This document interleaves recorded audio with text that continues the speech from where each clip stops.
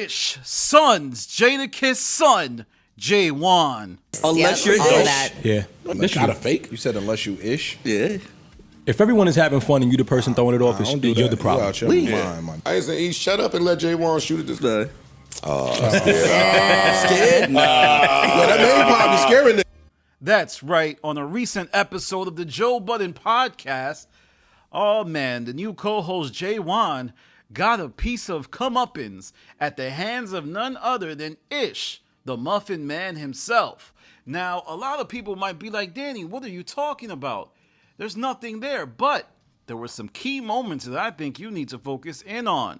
And I know a lot of you are going to say it's COE, but remember, Ish doesn't do COE. That's everyone else. So first off, in the early moments of the podcast, there's an interesting moment, and everybody's focused on the Cardi B, split, and everybody's talking about that later on in the episode. People are like, yo, they were really going at it. But there was an interesting part that nobody caught, and that was when Jaewon seemed to want to smoke with Ish. And then Ish was like, pardon me, what did you say, young man? And Jaewon kind of folded like a lawn chair. That's right. He folded like a puppy in a hurricane. He did not want any of that smoke. And it got so bad that even Ice said some damaging words to Jaewon. He said, some people not ready for the main pod. I don't think Jaewon caught that. I don't think he was ready for that. And you saw that the Newark Couch is once again bullying a new member of the show. They did the same thing to Flip. They did the same thing to M4. They even did the same thing to Imani. And we're seeing it play out in real time. So we're going to have to see how this goes, because I largely believe that Jaewon will be broken eventually. Because the previous members of the show, specifically the men, Imani and Flip, they both tried to come in there like, I'm the new big bad boy in town, and I'm here to regulate. And both of them folded. Neither of them could handle Ish's energy. Ish had Flip talking about, oh, you my brother, I love you. You know, I love you to the death. Imani got broken so bad, he told Joe to take down the episode because I presume Ish cooked him so well, so thoroughly, like a skewer, that he did not want to see the world, see him get embarrassed. So we'll have to see. But in this case, it's a bit different because, Jaewon is the son of Jadakiss. And I don't know if people know this throughout the country. Jadakiss is hip-hop royalty in New York. Maybe he's not seen like that in Texas. Maybe he is by the hardcore fans. But in New York, Jadakiss is that dude. Like, he's up there. I'm not saying he's up there with, like, Hov or anything. But to some people, lyrically, he has accomplished so much. He's written songs for other artists. He's written huge, massive hits. He has classic albums. He has great songs. He bodied 50 Cent in a battle. He has the resume that the Newport Mafia Joe Budden fans think that Joe has. This guy is just special, so you can't really go at him. He has backing. People respect him just because of his lineage. That's just how it goes. Hey everybody, this video today is sponsored by Aura, and it's a really important time to be talking about them because hackers may have stolen the social security numbers of every American.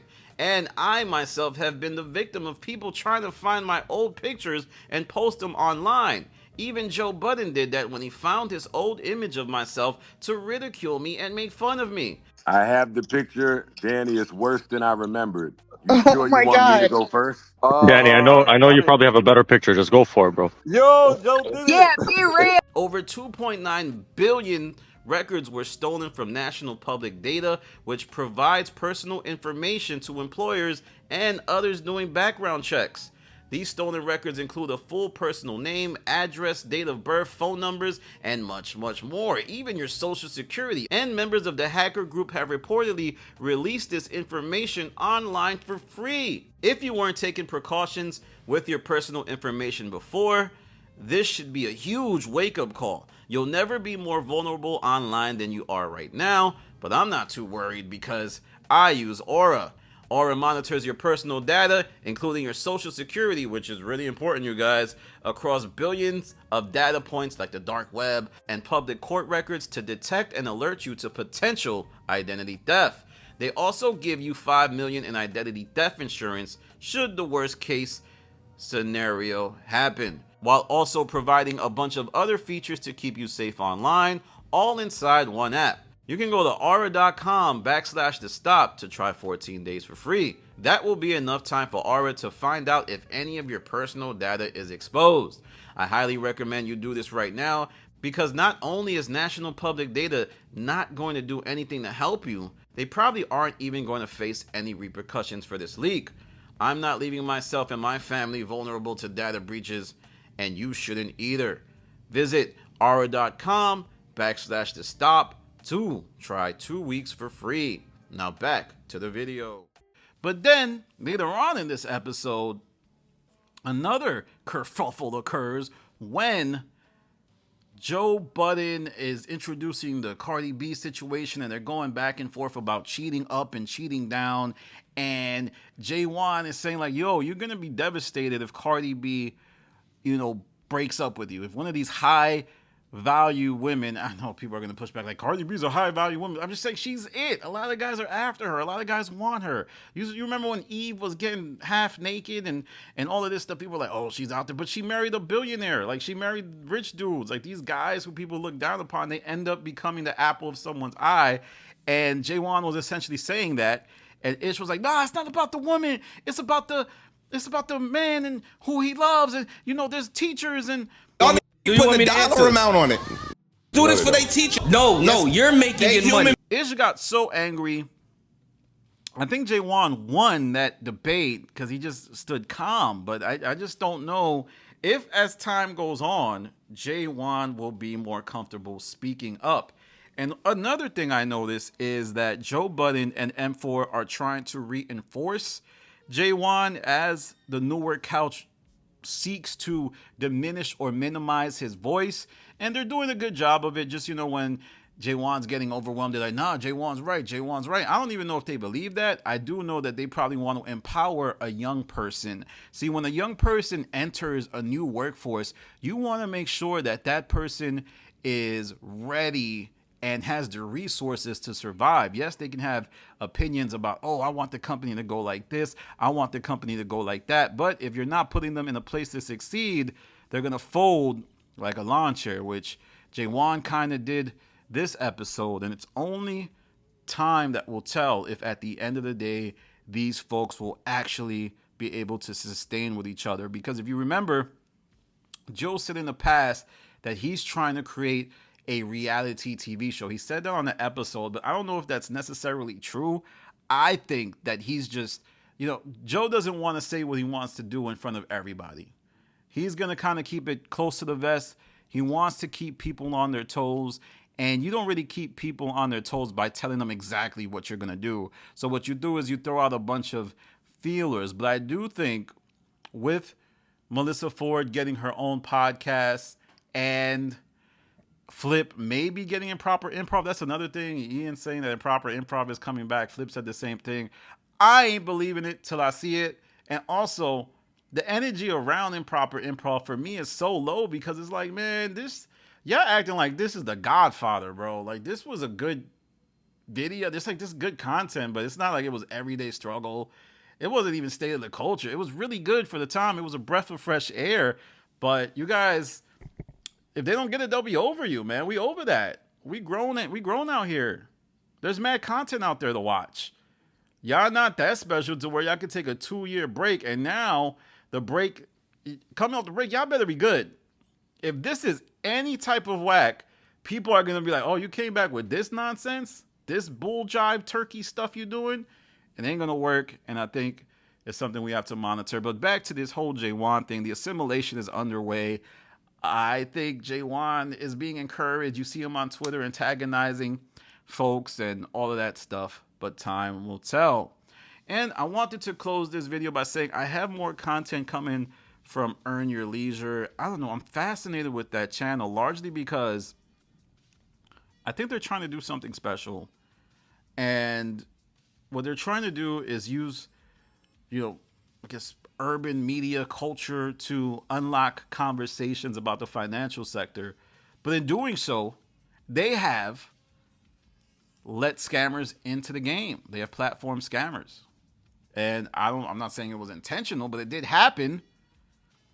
So I'm going to be taking a look at their channel once again.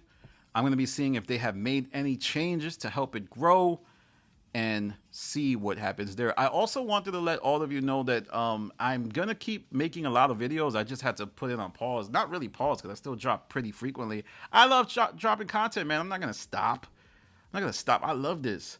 So I haven't been dropping like multiple times a day because I just, responsibilities at my job. I'm working more.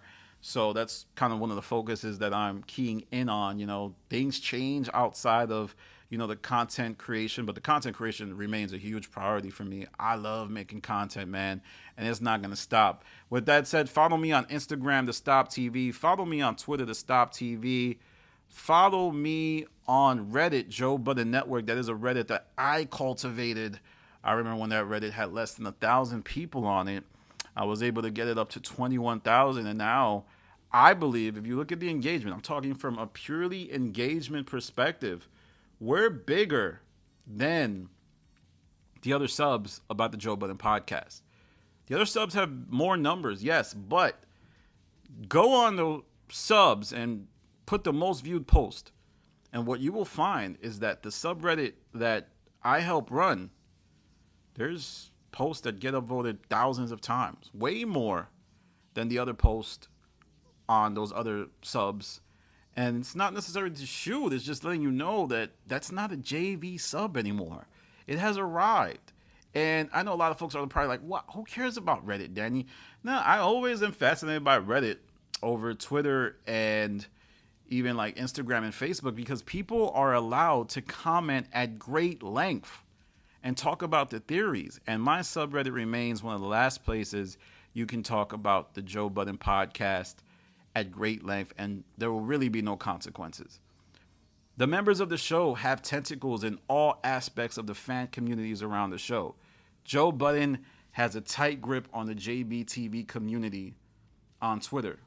I'm sorry, it's just true. I'm not trying to start any beef, but they have to acquiesce to the needs of that podcast. Same for the other two Reddits. They have to acquiesce because they have access to the podcast. I have access to the podcast in some ways, but it's not something that I need. I don't need to be able to talk to Joe Budden. I could never talk to Joe Budden again in my life. I promise you, I mean that from the depths within my soul. My relationship to Joe is his content. I don't need to know if he likes me.